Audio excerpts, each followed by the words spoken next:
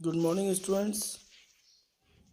तो आज की इस वीडियो में हम आपके लिए चैप्टर नंबर 10 का जो आगे का पोर्शन है, आगे के टॉपिक हैं, वो समझाने आए हैं और उसके कुछ संबंधित उदाहरण भी आपको कराएंगे।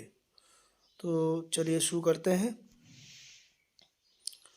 अभी तक हमने 10.2 तक कर लिया है। सभी सवाल मुझे उम्मीद है कि आप बच्चों ने लगा लिए होंगे। तो चलिए अगला टॉपिक है रेखा का व्यापक समीकरण। तो रेखा का व्यापक समीकरण क्या होता है? रेखा का व्यापक समीकरण होता है ax plus B Y plus C बराबर 0। ये इसका व्यापक समीकरण होता है। ठीक है, दिया भी गया है। जहाँ ए और बी एक साथ शून्य नहीं होते, या तो ए शून्य हो सकता है या बी शून्य हो सकता है। अब इसमें इसको विभिन्न रूपों में बदलना, जैसे कि ढाल अंतखंड रूप में बदलना। तो ढाल अंतखंड रूप क्या पढ़ा है हमने? ढाल अंतखंड रूप पढ़ा है हमने y equals to M X plus C. इसमें इसको बदलना है, यानी कि हमको क्या करना होगा, आइए देखिए। जैसे हमें A X plus B Y plus C बराबर 0 को y बराबर एम एक्स प्लस सी में अगर बदलना है तो क्या करेंगे हम? देखिए, इसमें हम करेंगे बी वाई बराबर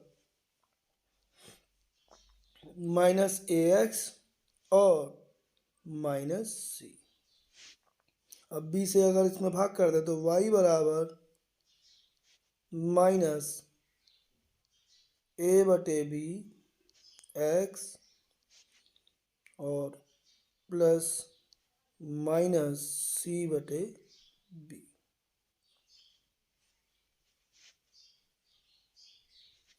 ठीक है, अब ये जो वैल्यू आई, ये वाली वैल्यू m और ये वाली वैल्यू c। c क्या होता है? y अक्ष पर अंतखंड। तो इसको अगर तुलना करते हैं y बराबर एम एक्स प्लस सी से, तो m बराबर हो जाता है, यानी कि ढाल हो जाती है माइनस का a बटे बी। ठीक है, और y अक्ष पर c का मान, यानी कि y अक्ष पर अंतखंड का जो मान है वो होता है माइनस का c बटे बी। तो इसको हम ऐसे भी याद रख सकते हैं कि किसी भी कोई भी व्यापक समीकरण दी गई है, ठीक है, A X plus B Y plus C बराबर 0, यानी कि 2x प्लस वाई प्लस 4 बराबर 0, मान लीजिए दे दी 2x प्लस वाई प्लस 4 बराबर 0। अब इसमें हमसे पूछता है कि भाई बताइए कि इस रेखा की ढाल कितनी होगी। तो बिंदु तो दिए नहीं है तो ढाल निकालने, तो हम क्या करेंगे, इस वाले सूत्र को लगा सकते हैं। तो a किसका गुणांक होता है? x का। तो m बराबर इसमें आ जाएगा माइनस का 2 बटे y का गुणांक कितना है? 1। कितना आ गया? माइनस का 2। ठीक, वो पूछता है कि y अक्ष पर कितना अंतखंड काटेगी, तो वो भी निकल आएगा। वो कैसे निकलेगा? देखिए, कांस्टेंट कितना है इसमें? 4। तो c का मान हो जाएगा, c का मान हो जाएगा इसमें माइनस का c, यानी कि माइनस का 4 बटे b कितना है? 1। कितना आ गया उत्तर? माइनस का 4। ठीक है, समझ में आ गया। चलिए अगला पढ़ लेते हैं हम। इसमें अगला पॉइंट क्या है? तो इसमें दिया गया है, देखिए, ढाल अंतखंड में बदल ही लेंगे आप। ठीक, अब दूसरा है अंतखंड रूप में। अब अंतखंड रूप क्या होता है देखिएगा। अंतखंड रूप आपको पढ़ाया गया है x बटे ए प्लस वाई बटे बी बराबर 1, जहाँ पर x पर अंतखंड a होता है और y पर अंतखंड कितना होता है? b। सही है, x पर a और y पर b। अब यदि हमको कोई व्यापक समीकरण दी गई है ax प्लस का बी वाई प्लस का सी बराबर 0। तो हम इसको अंतःखंड रूप में कैसे लेके आएंगे, तो आइए देखिए। सर्वप्रथम सी को हम ले जाएंगे इधर, ये हो जाएगा ए एक्स प्लस बी वाई बराबर माइनस सी। ठीक है, क्योंकि हमें यहाँ क्या लाना है, एक लाना है, तो माइनस सी से यदि भाग कर दें पूरी समीकरण का, माइनस सी से भाग कर दें पूरी समीकरण का, तो ये कितना हो जाएगा, एक्स बटे में माइनस का सी बटे ए, है ना, प्लस वाई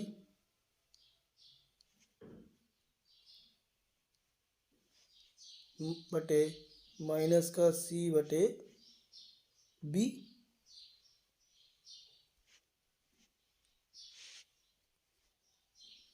बराबर 1। तो यहाँ पर जो माइनस का सी बटे ए आया वो क्या आया, एक्स अक्ष पर अंतखंड, और माइनस सी बटे बी क्या आया, वाई अक्ष पर अंतखंड। एक्स इंटरसेप्ट ये है और वाई इंटरसेप्ट ये है। बात आ गई होगी समझ में, क्लियर। चलिए अगला है, देखिएगा अभिलंब रूप। अभिलंब रूप क्या होता है, X cos omega plus Y sine omega बराबर पी। थोड़ा सा मिसप्रिंट है इसमें, लेकिन होता क्या है, X cos omega plus Y sine omega बराबर पी। जहाँ ओमेगा कोण होता है मूल बिंदु से जो लंब डाला गया है उसका, और पी लांबिक दूरी होती है, जो लंब डाला गया उसकी दूरी होती है। ये हम पिछली वीडियोस में बता चुके हैं। तो उनको बदला कैसे जाता है, यानी कि कोई भी अगर हमें व्यापक समीकरण दी गई है उसको अभिलंब रूप में या नॉर्मल फॉर्म में कैसे बदलते हैं, तो आइए उसको देख लेते हैं। मान लीजिए कि कोई भी समीकरण हमें दी है, ए एक्स प्लस का बी वाई प्लस का सी बराबर 0। ठीक है, सर्वप्रथम हम इसको इधर ले जाएंगे, सी को कांस्टेंट को राइट हैंड साइड ले जाएंगे, तो ये हो जाएगा ए एक्स प्लस बी वाई बराबर माइनस सी। ठीक है, फिर हम भाग करेंगे इसमें अंडर रूट जो भी एक्स का गुणांक है उसके वर्ग प्लस जो भी वाई का गुणांक है उसके वर्ग से। ठीक है, अब जब भाग किया हमने तो ये कुछ इस रूप में आएगा, ए बटे under root A square plus का B square X plus B बटे under root A square plus का बी स्क्वायर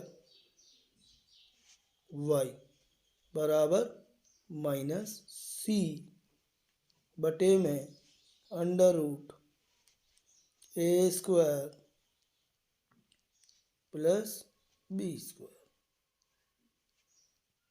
ठीक है, ये आ जाएगा, परंतु हम जानते हैं कि ये क्या किसके सापेक्ष में आ रही है, किसके रेस्पेक्ट में आ रही है, पी के रेस्पेक्ट में, और पी क्या है, एक लांबिक दूरी है। लांबिक दूरी कभी ऋणात्मक नहीं हो सकती, तो उसको धनात्मक बनाने के लिए माइनस से हम मल्टीप्लाई कर देंगे पूरी इक्वेशन में। तो ये इक्वेशन कुछ इस तरीके से बन जाएगी, माइनस का ए बटे में under root A square plus का बी स्क्वायर,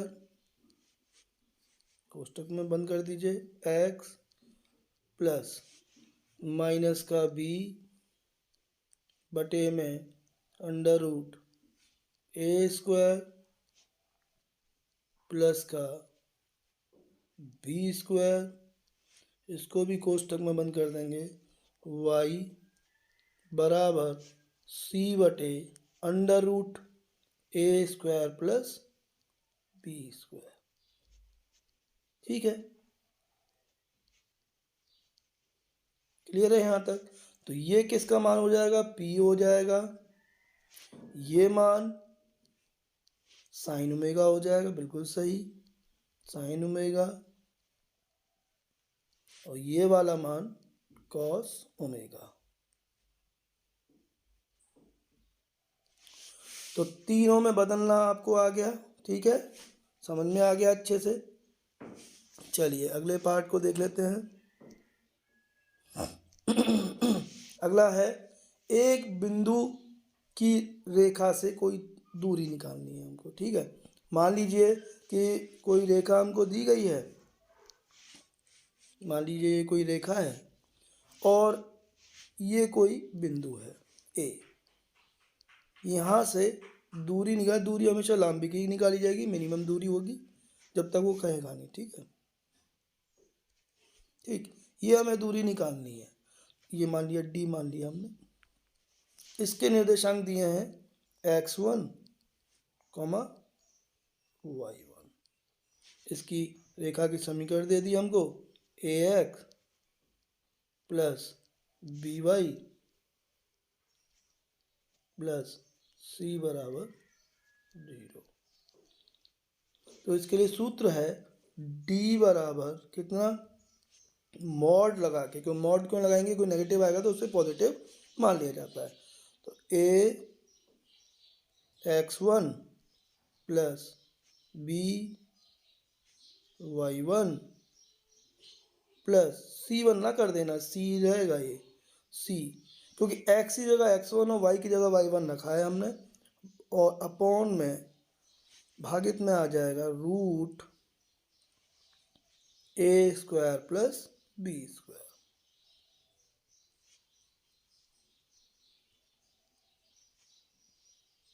ठीक है, समझ में आ गया? यही सूत्र लगा के आपको दूरी निकालनी है। अब दो समांतर रेखाओं के बीच की दूरी, ठीक है, दो समांतर रेखाओं के बीच की दूरी, तो आइए इसको भी समझ लेते हैं। देखिए, दो समांतर रेखाओं के बीच की दूरी, चलिए देखिए। अब इसमें y equals to mx plus c1 और y equal to mx plus c2, दो रेखाएं हमको दे दी, दो रेखाएं हमको दे दी। ये दोनों कैसी हैं? समांतर है। तो इनकी बीच की दूरी किसी भी बिंदु पर निकालना, समान आएगी। तो ये है, मान लिया हमने d, तो ये d हमें निकालनी है। तो आइए समझ लिया। तो d बराबर होता है ये, इस केस में जब आपको ढाल अंतखंड रूप में दी हो समीकरण या बना ली गई हो, तो d बराबर आ जाएगा मॉड में c1 माइनस c2 बटे में under root 1 plus m square. अब जब ढालांतखंड रूप में दिया है तो ठीक है, ऐसे कर लिया, लेकिन यदि हमें व्यापक रूप में दी गई हो समीकरण तो क्या करेंगे? तो क्या ढालांतखंड में बदलने के बाद करेंगे? नहीं, आप डायरेक्ट कर सकते हैं। आइए देखिए, मान लिए a1x, क्योंकि समांतर हैं तो उनके x के गुणांक और y के गुणांक सेम होंगे। a1x plus b1y plus c1 बराबर 0। दूसरी समीकरण क्या होगी? दूसरी भी a1x प्लस b1y, बस इसका c2 बन जाएगा c2 बराबर 0। क्योंकि दो रेखाएं जब भी समांतर होती हैं जब उनकी ढाल समान हो, और ढाल कब समान होगी? जब उनके एक्स और वाई के गुणांक समान हो। ठीक है, समझ में आ गया। तो इसमें हम जो डी निकालेंगे वो C1 माइनस C2। अब हो सकता है C1 छोटा हो C2 बड़ा हो, तो नेगेटिव नहीं हो सकता, इसलिए मॉड लगा देंगे बटे वही x का गुणांक और y के गुणांक का वर्ग करके जोड़ना है, a1 square plus b1 square. ठीक है, चलिए आइए एक सवाल इस पे कर लेते हैं। तो देखिए, ये तो कर लेंगे आप।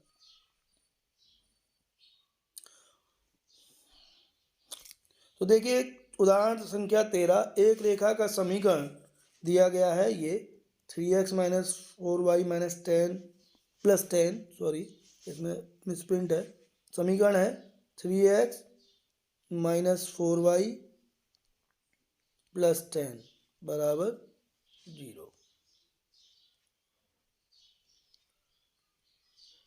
ढाल बतानी है और x और y अंतखंड ज्ञात करने हैं। x और y अंतखंड ज्ञात करने हैं, इसका मतलब है कि आपको पहले ढाल फिर x और y अंतखंड। तो पहले तो y बराबर mx प्लस c में इस पर बदला जाएगा। तो आइए देखिए कैसे बदलेंगे।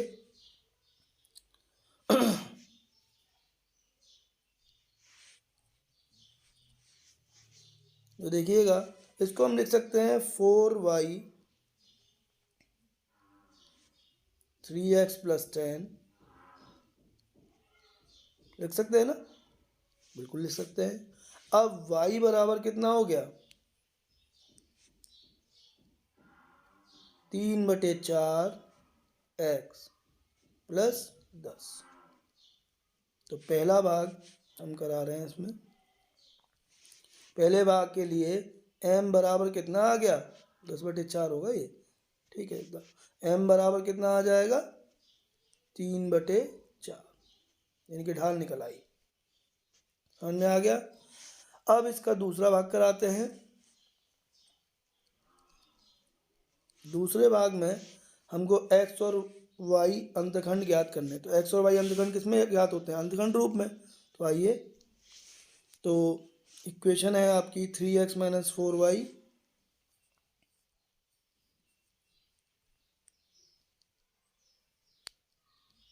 प्लस 10 बराबर 0, है ना। तो सर्वप्रथम 3x माइनस का 4y बराबर कितना बना लेंगे, माइनस का 10, और इसका कर देंगे भाग -10 से।